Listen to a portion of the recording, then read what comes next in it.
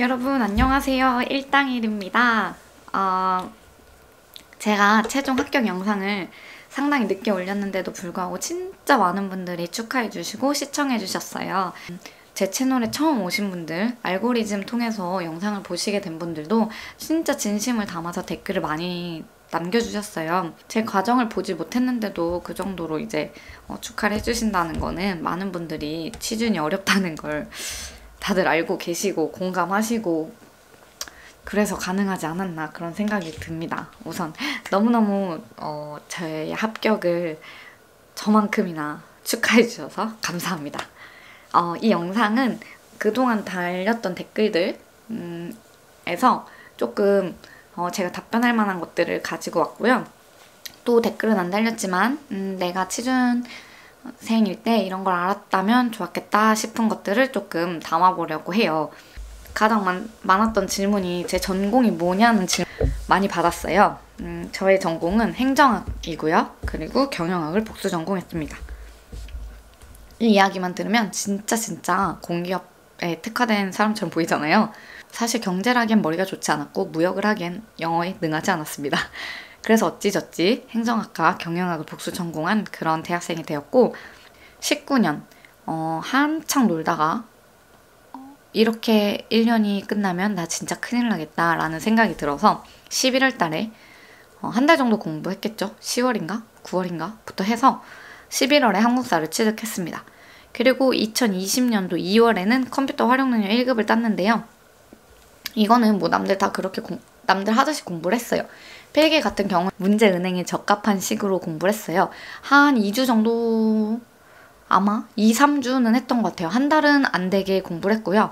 책도 안 샀고 그냥 그 인터넷에 돌아다니잖아요. 그 문제 많은 거 그거를 뽑아서 좀 공부하다가 앱으로 또 공부를 하다가 그런 식으로 해서 시험을 봐서 합격했고 실기 같은 경우에 이미 자격증을 취득한 친구가 기한이 남은 인강이 있었어요. 유동균 인강이었는데 그거를 전부 다 듣기에는 또 그렇게 기간이 많이 남지 않아서 그 3단계인가 그것만 돌렸어요. 진짜 열심히 했어요. 그때 제가 너무 하기가 싫고 하도 이거 막 재수 삼질 많이 한다는 거예요. 진짜 그러기가 싫어서 하루 종일 컴활만 했던 것 같아요. 한 달 좀 안 되게 해가지고 컴퓨터 활용 능력 실기는 한 달 정도? 한 달 좀 안 되게? 제 기억에는 아마 한 달이 안 됐을 거예요. 그 인강 기간이 그렇게 많이 남지 않아가지고. 근데 아무튼 그것도 한 번에 땄어요. 이게 되게 저의 자랑거리입니다. 컴을 한 번에 땄다는 사람 주변에 아직 한 명도 못 봤거든요. 저 말고. 그렇게 이제 19년 11월부터 20년 2월까지 한 후 처음으로 서류를 써보고자 했는데 또 그때 그 공기업을 준비한 친구들이 말해줍니다. 공기업은 요새 인턴 가산점이 없다면 필기를 볼 기회조차 얻지 못한다. 서류도 안 붙는다 라고 하는 거예요. 그래서 그러냐 인턴을 해야 되냐 봤더니 그때 상반기에 건보 인턴을 되게 많이 뽑았어요. 그래서 그럼 나도 건보 써볼까. 제가 왜 인턴을 꼭 하고 싶어 했냐면 애들이 직업교육을 들어야 한다 알려줬거든요. 그래서 글만 인터넷에 찾아보니까 직업교육은 내일 배움 카드가 있어야 된다는 거예요. 내일 배움 카드가 지금은 전 국민 다 한대지만 그때는 아니었거든요. 그래서 인턴이든 계약직이든 뭐든 아무튼 했어야 됐어요. 그래서 인턴을 하면서는 직업교육을 7개인가 꽤 많이 들었습니다. 상반기에 건보 인턴을 썼고요. 실제 근무는 면접까지 다 하고 근무는 7월부터 12월까지 했습니다. 그 7월부터 12월 동안에는 저는 그냥 행복하게 아무 생각 없이 다녔어요. 같이 인턴하던 친구는 저보다 나이가 4, 5살 어렸는데도 상당히 쫓기더라고요. 근데 저는 지금 생각하면 그러면 안 됐는데 안 쫓겼어요. 그게 문제였죠. 너무 안 쫓겼고 약간 그때 그런 생각도 있었어요. 제가 있던 지사가 전국에서 손꼽히게 꿀이라고 했던 지사거든요. 근데 그럼에도 불구하고 민원이 있는 회사에서 근무하는 건 쉽지 않겠다라는 생각을 해서 공기업 중에 솔직히 민원이 아예 없는 곳이 많지는 않잖아요. 그래서 약간 그때도 전 공기업에 확신이 없었기 때문에 조금 공기업 다닐 수 있을까? 일단 붙지도 않았는데 붙는 건 생각도 못했죠. 그런 생각을 좀 했어요. 그래서 그 당시에 제가 전산회계 1급 자격증을 취득했습니다. 이게 내가 인턴 끝나고 혹시 사기업 갈 수도 있으니까 전산회계 따보자 해서 딴 거예요. 그나마 문과에서 금방 딸 수 있는 자격증 중에 제법 전문성 있어 보이는 게 이거라고 생각했기 때문에 전산회계 1급을 땄고요. 이 당시에 그러면 서류를 하나도 안 썼냐? 네, 안 썼습니다. 2020년에 상반기 건보 인턴 하나 썼고요. 하반기에는 인턴 하고 있었잖아요. 하고 있는데 정규직 공고가 난 거예요, 건보. 근데 그때 서울은 채용이 아예 없었어요. 그래서 저는 쓸 마음이 없었는데 직원분들이 하도 왜 안 쓰냐 해가지고 진짜 막 이틀 전에 갈겨서 그냥 냈어요. 당연히 떨어졌고요. 막 그런 것도 다 안 채웠어요. 그 직업교육 이런 것도 다 안 채우고 그냥 냈어요. 사실 그냥 그랬고요. 그렇게 1년이 끝난 거예요, 20년도에. 20년도에는 그래서 컴할 딴 거, 건보 인턴한 거, 직업교육 다 들은 거, 전산에 1급 딴 거, 이게 다였어요. 그렇게 2021년이 돼버렸고, 저는 건보 인턴이 끝나고 바로 공기업 단기를 끊습니다.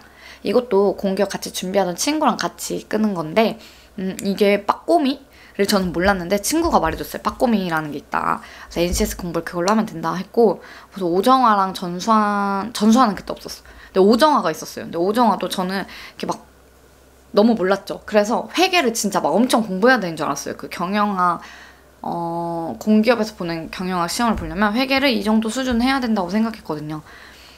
그게 잘못된 선택이었는데 그때는 몰랐고, 그리고 경영학보다는 회계가 어려우니까 오정화를 먼저 듣자 해서 전수한 강의는 안 듣고 오정화 강의를 들었는데 진짜 큰 실수였어요, 그게. 뭐 다 다르죠. 다 자기가 목표로 하는 기업이 다른데 일단 제가 봤던 기업들 중에선 회계가 그렇게 나온 적이 단 하나도 없었어요. 근데 이건 제 잘못이에요. 제가 목표로 한 기업이 있었으면은 그 기업에 대해 조사를 하고 그 기업 시험이 어떻게 나오는지 조사를 해야 됐는데 저는 전혀 그런 생각 없이 그냥 후기만 보고 다 회계한대, 뭐 다 인정한대 막 이러면서 그걸 한 거죠. 그래서 저는 진짜 공기업 준비하시는 분들이 자기가 원하는 기간을 좀 어느 정도는 준비를 해놓고, 인간이기 때문에 이거 다 절대 못하거든요. 회사마다 전형 다 다른데 그거 절대 다 못하니까 정도껏 하셨으면 좋겠어요. 저는 진짜 심각한 사람이라 오죽했으면 김종길 재무관리랑 신용한 행정학이랑 오정화 회계학이랑 하다가 저 김판기 경제학이랑 이런 책도 다 샀거든요. 보지도 못해요. 보지도 않았고. 그러니까 이거는 약간 좀 진짜 조사를 많이 하시는 게 공부량을 줄이는 길이고 돈을 적게 쓰는 길이고 제가 가장 후회하는 일이기도 합니다. 아무튼 그래서 공기업 단계를 끊어서 빠꼬미는 도움이 많이 됐기 때문에 빠꼬미는 추천해드립니다. 빠꼬미 강의랑 오정화 강의를 들었습니다. 그거가 이제 2020년에 인턴 끝나고 2021년부터 그렇게 시작을 했어요. 이제 공부를. 근데 또 제가 토익이 만료된 거예요. 그래서 2월에 토익 시험을 봤어요.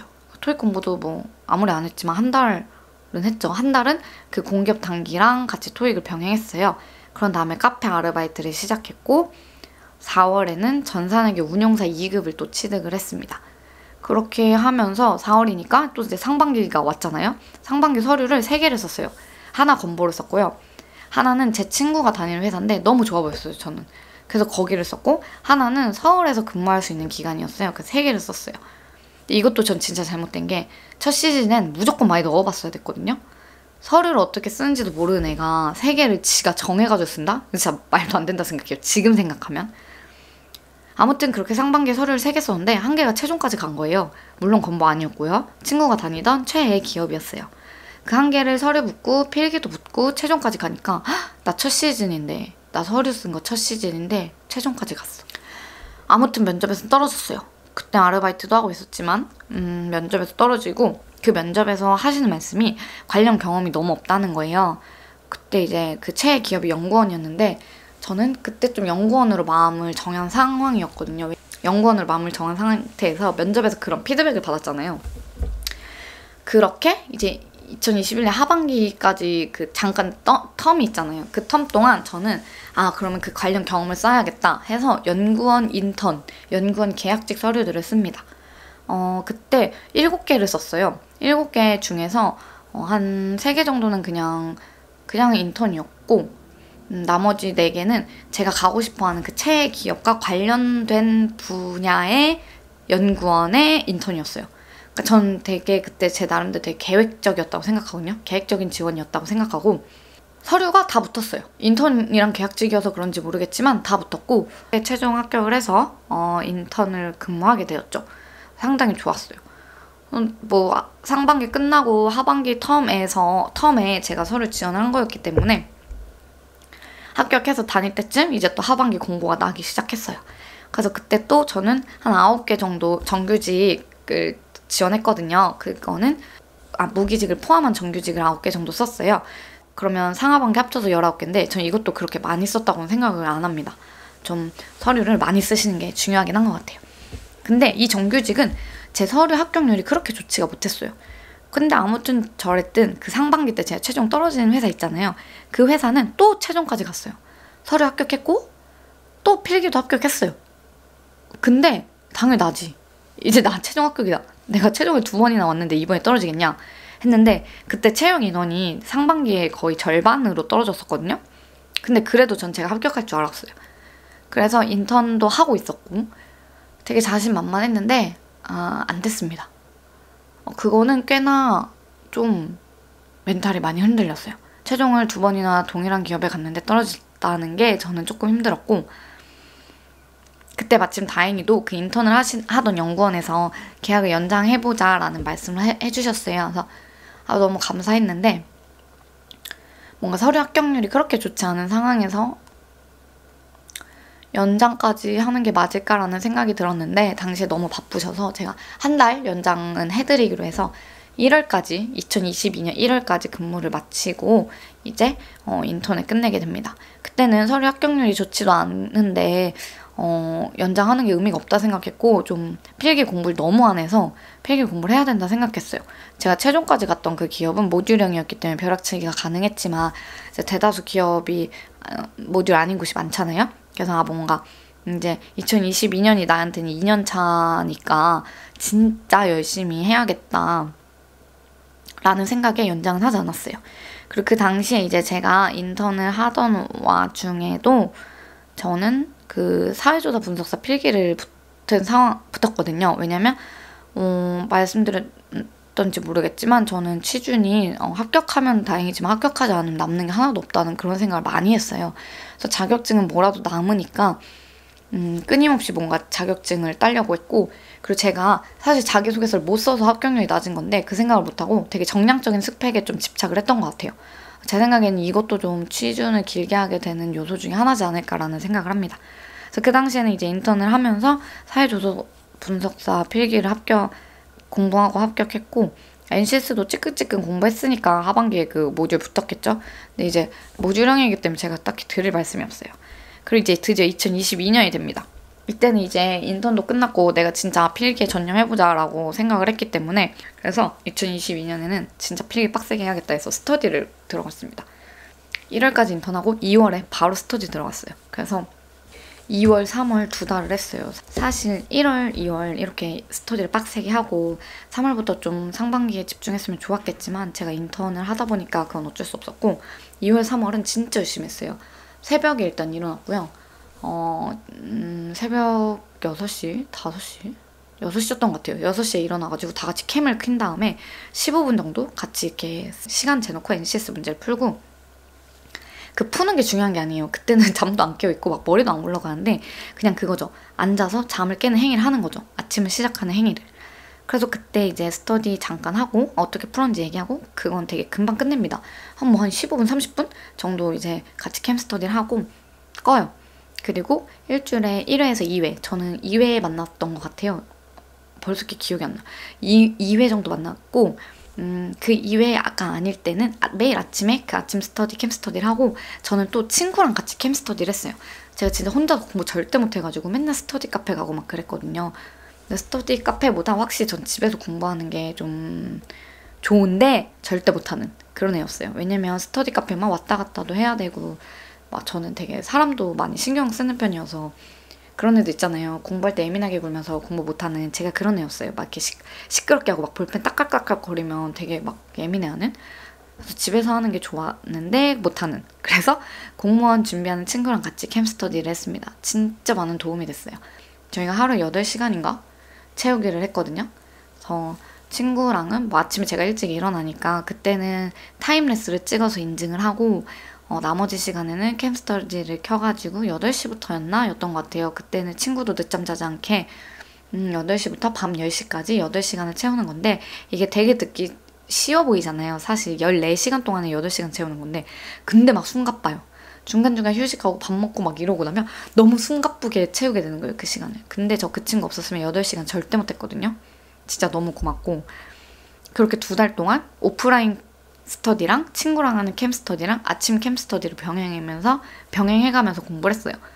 또 저는 노량진이 그렇게 멀지 않아가지고 오프라인 캠 스터디 노량진에서 해서 되게 자극도 많이 받고 그랬어요. 저희는 오프라인 스터디 같은 경우에는 3시간 정도 했습니다.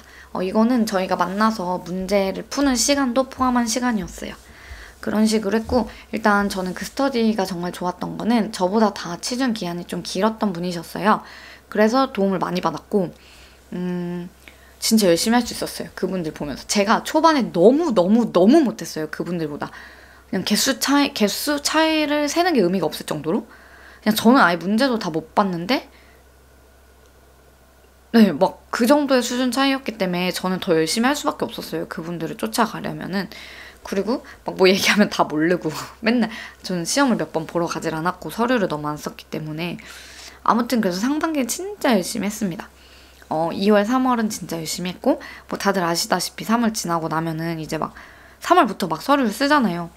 진짜 정신이 없었어요. 그래서 그 스터디 하면서 서류를 썼고 저는 제가 상반기까지 하고 합격을 했기 때문에 상반기만 그때는 13개를 썼습니다. 인턴 없었고요. 이제 당연히 다 정규직으로만 13개를 썼고 저는 진짜 코레일 같은 데 생각도 안 했거든요. NCS를 너무 못하니까. 근데 다들 코레일을 쓰라고 하시는 거예요. 근데 그 중에 한 분이 그 코레일 중에서 수송을 저보러 같이 쓰자고 하신 분이 있는데 제가 진짜 고민했거든요. 취준 그냥 끝내려면 수송 쓸까 했는데 사실 그렇게 오랜 고민도 아니었어요. 수송해서 붙으면 평생 다닐 거야? 라는 생각을 했을 때 저는 아니었어요. 이제 그분은 아무래도 남성분이셨고 그러니까 더 그리고 좀 취준을 오래 하셔서 그냥 빨리 취준을 끝내고 싶다는 마음이 강하셨던 것 같아요. 근데 저는 그래도 아무튼 내가 몇 년을 일할지 모르는 회사인데 수송으로는 내가 오래 일하긴 힘들 거다라고 판단해서 그냥 행정직을 썼거든요. 근데 NCS 시험을 봤을 때 생각보다 점수가 괜찮은 거예요. 그래서 어쩌면은 약간 가망이 있을지도 모른다. 그때가 그래도 좀 2달 동안 열심히 공부를 하고 내 수준이 어느 정도까지 올라갔을까라고 볼 수 있는 시험이었다고 생각했는데 제가 그때 행정직 코레일에서 89.67을 맞았거든요. 근데 커트라인이 93.4였어요. 저는 생각보다 너무 잘 본 거예요, 제가. 그리고 이 당시에 수송 쓴 분보다 제가 점수가 높았고 그냥 그 스터디 했던 분들보다 제가 제일 점수가 높았어요. 뭐 가점 영향이 없지 않아 있기도 하지만 아무튼 잘 봤다. 그래서 저는 약간 이번에는 어쩌면 끝낼 수도 있을지 모르겠다라는 생각을 했거든요. 그리고 이때는 그럼에도 불구하고 제가 또 너무 사실 상반기에 공부가 그렇게 많이 안 떴던 것 같아요. 제가 느끼기엔 제가 원했던 기업들이 그렇게 많지 않았어요. 제가 목표로 했던 기업들이. 그리고 보니까 TO가 제가 원했던 기업들을 기준으로 진짜 막 1명, 2명 이랬거든요. 제가 옛날에는 제 영상에도 있을 거예요. 옛날에는 1명, 2명 이러면 저 안 넣었어요, 그냥. 근데 지금은 1명, 2명 안 넣으면 넣을 데가 없는 거예요. 너무 초조해지는 거죠. 그래서 1명, 2명 그냥 무조건 다 넣었어요. 그러면서 이제 계속 스터디는 했고 저희는 스터디는 NCS 그 민경채를 먼저 풀고 그거를 사람들이랑 같이 시간 재고 풀고 채점하고 어떻게 풀었는지 이야기하는 시간을 가졌고요. 그거 하고 이제 경영학을 또 했어요. 그래서 경영학을 어떤 식으로 했냐면 각자 다 문제집을 풀어오는 거예요. 저희는 전수안으로 풀었거든요. 전수안 그 객관식 경영학을 집에서 풀어오고 꽤 많은 챕터를 나갔어요. 왜냐면 그 당시에 그 코레일을 목표로 했기 때문에 그 코레일 시험 날짜까지 다 풀으려면 되게 빡셌어요. 그래서 막 한 챕터 일주일에 나가고 막 양이 적은 챕터면 묶어서 일주일에 나가고 막 이런 식으로 해서 문제 다 풀어오고 우리끼리 가장 많이 틀린 문제에 대해 이야기해보고 그리고 내가 봤는데도 이해가 안 되면 그거에 대해 물어보고 그리고 또 막 어떠한 이론이 중요한 이론 몇 가지가 있잖아요. 그 이론에 대해서 이야기하는 그런 시간을 가졌어요. 저는 진짜 이거는 경영학은 진짜 그분들 때문에 했다고 말해도 과언이 아니라고 생각해요. NCS는 뭐 어느 정도 그냥 각자가 한 부분이 있지만 경영학은 그 사람들 아니었으면 그렇게 계획 짜서 그만큼 진도 절대 못 나갔을 거라고 생각하거든요. 그래서 전 스터디를 되게 강추하는 측면이 있습니다. 제 서류 합격률이 그렇게 높지 않았기 때문에 또 정량적인 거에 되게 집착해가지고 6월에 사회조사 분석사 2급 그 필기 따놓은 거를 실기를 결국 봅니다. 진짜 스트레스 많이 받았고요. 너무 싫었어요. 근데 이 실기는 도저히 제가 어떻게 할 수가 없어서 인강을 들었는데 그 사경한 인강이 아니었어요. 사경한이 실기 인강도 있는지 모르겠지만 무슨 3일 끝장내기? 막 이런 거였어요. 에듀윌 강의를 들었던 기억이 있습니다. 그거를 제가 왜 들었냐면 카페에서 파시더라고요. 어떤 분이 다 들었다고. 그래서 그거 그냥 싸서 그거 들었어요. 돈을 더 투자하긴 싫었거든요. 사조사에. 그래서 다행히 한 번에 합격을 했고요. 전산세무 2급도 합격을 했습니다. 전산세무 2급은 그 전에 한 번 시험을 봤다가 1점 차이로 떨어졌어요. 그래서 이건 조금 무리 없이 6월에 2개를 다 하면서 상반기도 진행을 할 수 있었던 것 같은데 지금은 이렇게 말하지만 그 당시에 진짜 힘들었어요. 막 서류 계속 내면서 시험 계속 보러 다니면서 막 합격하고 탈락하고 이런 거 보면서 막 공부 사회조사 분석하고 전산세무도 해야 되고 와중에 필기시험 계속 공부해야 되고 제가 이때 진짜 너무 힘들어서 그걸 했어요. 서류 합격률이 나쁘진 않은 편이었으나 그렇게 크게 좋지 않았잖아요. 그래서 이게 문제가 있다 싶어서 합격 자소서를 엄청 읽었어요. 근데 이거 제가 말한 합격 자소서는 잡코리아 같은 데 있는 거 아니고요. 물론 카페에도 되게 좋은 합격 자소서들이 종종 있지만 저는 그냥 돈 내고 봤어요. 돈 내고 합격 자소서 모아놓은 거를 받아서 봤어요. 그거를 보고 나서 조금 다듬었더니 건보까지 붙더라고요. 그리고 그 질문에 그게 있으셨는데 건보 같은 경우에는 저는 그게 있어요. 경험 기술서를 그때는 안 썼어요. 예전에 떨어졌을 땐 쓴 적이 없고 그분이 뭐 경험을 다 채워야 되나요? 라는 질문 하셨던 것 같은데 저 그냥 다 채웠어요. 5개. 왜냐면 이게 제가 인턴할 때 정규직이셨던 분이 말씀해 주시기를 경험 웬만하면 다 채워라 라는 그런 말씀을 하셔서 그냥 다 채웠습니다. 네, 막 진짜 조금이라도 연관된 경험이 있으면 다 적었고요. 경력 기술서도 인턴한 거 다 넣어서 적었어요. 그리고 저는 직업교육은 5개 다 채웠고요. 학교 교육도 5개 다 채웠어요. 네. 그러고 이제 서류를 조금 애써서 열심히 작성했더니 건보 서류는 되더라고요. 근데 필기는 떨어졌고 왜냐면 서류를 당연히 제가 떨어질 거라 생각해서 필기를 준비를 안 했어요. 근데 건보가 진짜 좋은 게 탈락하고 나면 몇 개를 틀렸는지 말해주거든요. 근데 제가 건보법을 그 문제집 풀었을 때 그렇게 많이 안 틀리고 시간도 진짜 남았거든요. 근데 이번이 아니죠? 22년 상반기 건보가 법이 진짜 어려웠대요. 사람들이 어렵다고 하면 어려운 거겠죠? 저는 이제 공부를 건보법은 해본 적이 없으니까 할 말이 없지만 근데 진짜 제가 11개인가 맞은 거예요. 너무 많이 틀렸죠. 평균이 아마 15개였어요. 그러니까 떨어질 수밖에 없었고 NCS에서는 사실 제가 그렇게 평균에 비해 한 문제? 통틀어서 한 문제인가? 네, 그 정도만 못 봤기 때문에 저는 건보법이 문제였던 것 같습니다. 그래서 만약에 진짜 건보를 원하신다면 건보법을 미리미리 공부하시는 게 중요할 것 같아요. 아무튼 이게 저의 취준 스토리고요. 그렇게 최종까지 가서 탈락하다가 지금의 기간을 만나서 합격했습니다. 그 총알이 하나 남아있긴 했는데 그 회사보다 지금 회사가 훨씬 좋은 회사였기 때문에 전혀 면접을 안 간 거 후회하지도 않고 갔어도 됐다는 보장도 없고 만족하면서 다니고 있습니다. 그리고 제가 되게 은은하게 회계 자격증 따왔잖아요. 그 회계 자격증이 굉장히 쓸모있는 부서로 오게 되었어요. 그래서 제가 여러분들한테 말씀드리고 싶은 건 완벽한 때는 없습니다, 여러분. 전 되게 그거에 집착했던 것 같아요. 나의 정량적 스펙이 딱 갖춰지면 서류를 쓸 거야. 나의 NCS 실력이 내가 만족하는 수준까지 올라오면 필기시험을 볼 거야 라는 거에 되게 집착해서 이 기간이 길어졌다 생각해요. 여러분, 완벽한 때는 진짜 없어요.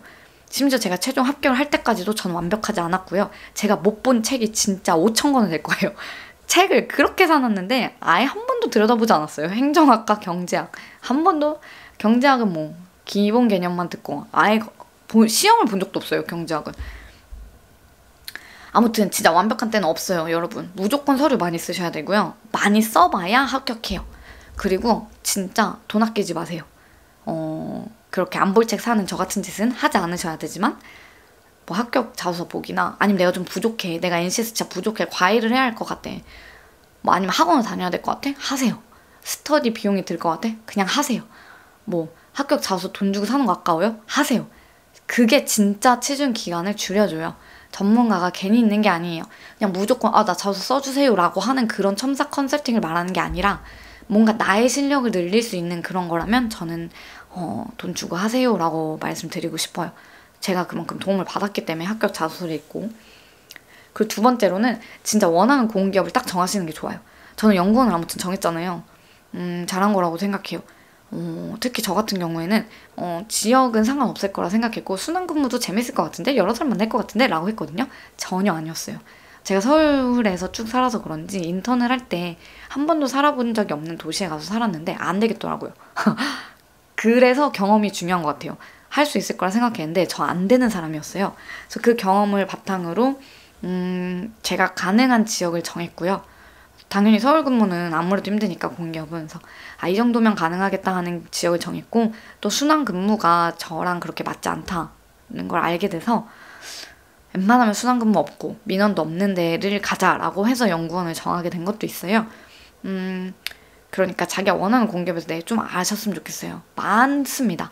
저희 회사에도 제 동기 중에도 벌써 이직한 친구가 있어요. 힘들게 들어온 회사인데 막 이직하고 퇴사하고 그거 너무 힘들잖아요.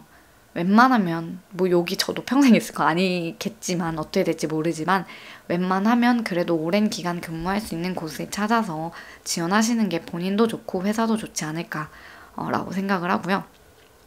세 번째로 드리고 싶은 말은 최애 기업을 만드십시오. 제가 말했잖아요. 여러분 아시죠? 너무너무 많아요. 진짜 전형이 너무너무 많고 너무너무 과목도 많고 저도 경제학, 행정학, 경영학 뭐 재무관리까지 책 안 산 게 없어요. 근데 다 못 봐요 어차피. 할 수도 없어요. 최애 기업 만들어서 웬만하면 그 기업에 맞게 준비하시는 게 시간 아끼시는 겁니다. 하지만 제가 드릴 말씀은요. 한계를 두지 마십시오. 전 일단 경제학 보면 걸렀고요. 행정학 보면 걸렀고요. 통전이면 걸렀고요. 건보법 할 수 있을까? 막 이랬고요. 심지어 막 논술 전형 있잖아요. 걸렀어요. 근데 여러분 진짜 재밌는 거 뭔지 아세요? 제가 지금 합격한 기간은 논술을 봤던 기간입니다. 논술을 본다는 건 그만큼 사람들이 지원을 안 한다는 뜻이기도 해요. 그리고 또 NCS 비중이 낮아진다는 얘기이기도 하고요. 지원율이 아무튼 줄어요. 저 논술 못하거든요. 논술을 공부해 본 적도 없고 근데 합격했잖아요.